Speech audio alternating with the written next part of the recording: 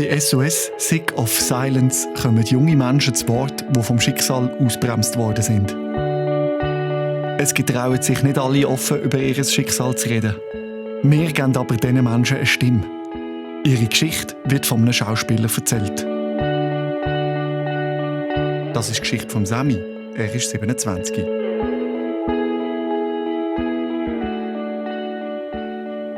Ich bin in der Schule eigentlich ein Aussenseiter. Also ich habe mich auch nicht darum bemüht, gross dazuzugehören, aber eigentlich hatte ich das Bedürfnis, sehr intensiv zu gehen. Es hat so ein Grüppli gegeben, die waren im Fußballverein. Dort war ich nicht. Ich konnte mit so Sportsachen eigentlich nie viel anfangen. Aber dort wollte ich dabei sein. Und die hatten so ein Räumchen, wo sie sich getroffen haben. Und manchmal durfte ich dabei sein und manchmal nicht. Und dort bin ich eigentlich auch so ein bisschen als Kiffer hergekommen. Und ich habe dann irgendwann gemerkt, hey, du bist voll abhängig von denen. Und die entscheiden, du darfst kommen, dann kann ich dort dabei sein und wenn nicht, dann bin ich auf mich alleine gestellt. Ich hatte dort einen guten Freund und der hat sehr viel getrunken und ich habe das nicht verstanden. Also, ich glaube, ich habe ihm das auch so ein bisschen nachgemacht. Und das hat mich irgendwie traurig gemacht. Er war dann einmal im Koma, nicht mehr ansprechbar und Erbrechen, Scheiße geboten. Und das hat mich vielleicht auch ein bisschen fasziniert. Und ich habe dann sehr schnell gemerkt, ich kann mir das eigentlich auch selber verschaffen. Und ich habe dann Alkohol gekauft oder irgendwie organisiert, dass ich etwas zu trinken habe. Und anfangs nur aufs Wochenende hin.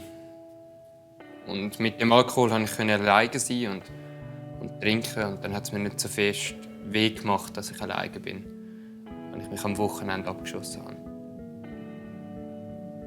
Dort habe ich noch die Heime gefunden. Und es ist dann immer so weitergegangen und immer intensiver geworden. Dort habe ich sicher jeden Tag gekifft und auch regelmäßig getrunken. Meine Mutter hatte Krebs. Und mein Vater war oft im Spital, ist sie besuchen. Ja, also ich hatte da nicht so den Zugang dazu. Und ich bin schon auch ab und zu mitgegangen. Heute würde ich sagen, viel zu wenig. Und dann bin ich alleine daheim für mich und bin vom Arbeiten heimgekommen, habe mir einen Joint gebaut und dann war das okay und ich bin gesessen und die Gedanken sind mir einfach so zugeflogen und dann war das alles in Ordnung für diesen Moment. Mit 15 habe ich dann eine Lehre angefangen. In diesem Jahr ist auch meine Mutter gestorben und das war für mich sehr schwierig.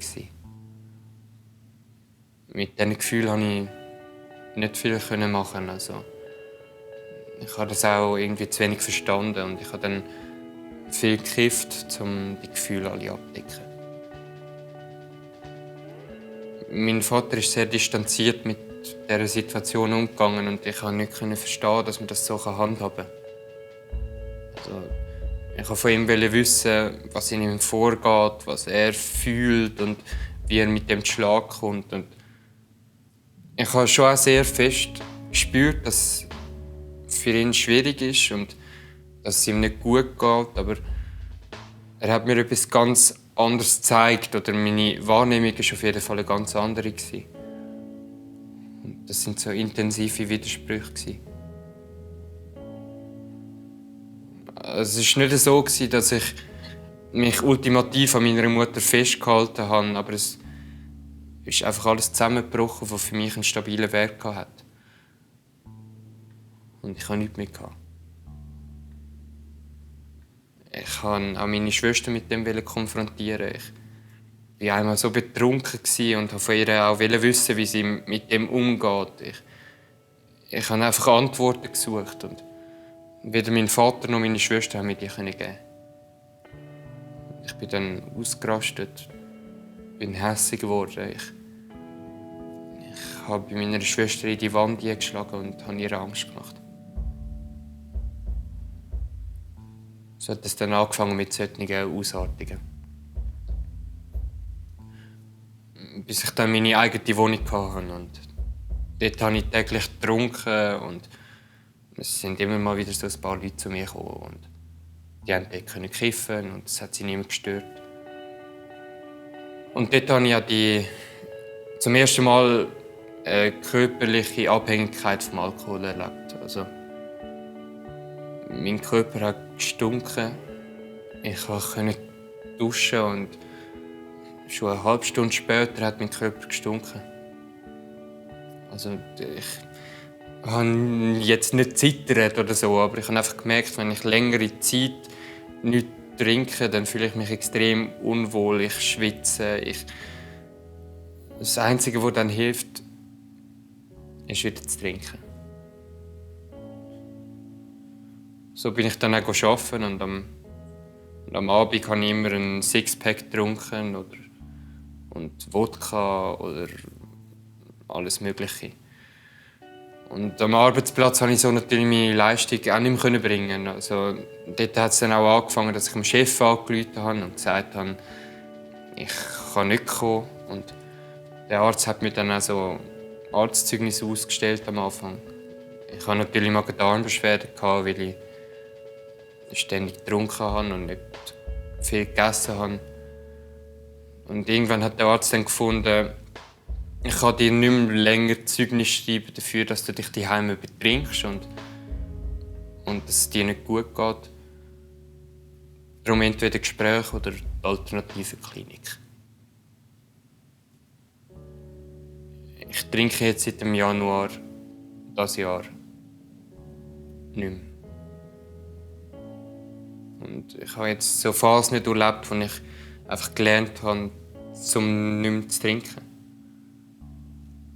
Aber ich denke auch heute noch, wenn ich in den Ausgang gehe und die betrunkenen Leute sehe, und dann denke ich einfach immer, mir fehlt etwas. Oder ich gehöre nicht da an.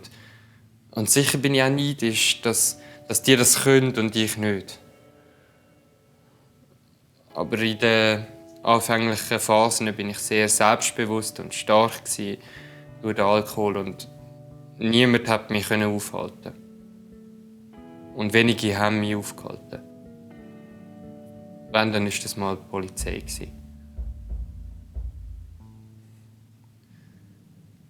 Mir ist eine narzisstische Persönlichkeitsstörung diagnostiziert worden.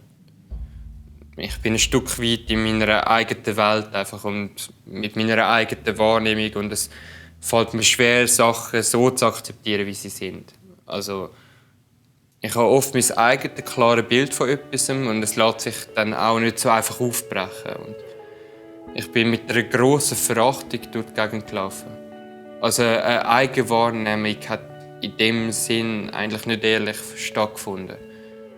Ehrlich ist, glaube ich, ein wichtiges Wort in diesem Zusammenhang. Also ich bin nicht wirklich im Austausch mit mir, wie ich mit anderen und mir selber umgehe. Und die Wahrnehmung der anderen war eigentlich, die sind einfach Idioten. Die wissen es nicht. Ich weiss es viel besser als sie. Ich habe dann gute Fähigkeiten entwickelt, um Menschen in der kürzesten Zeit relativ hart zu treffen. Und durch das bin ich dann noch mehr bestätigt worden, indem die Leute sind wirklich Arschlöcher, weil sie sind halt hart verletzt waren und haben dann zurückverletzt. Und die Retourverletzungen geben mir dann ja eine Bestätigung.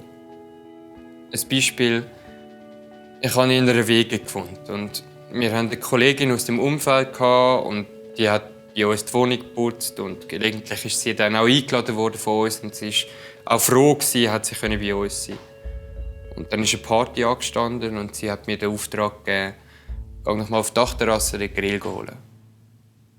Und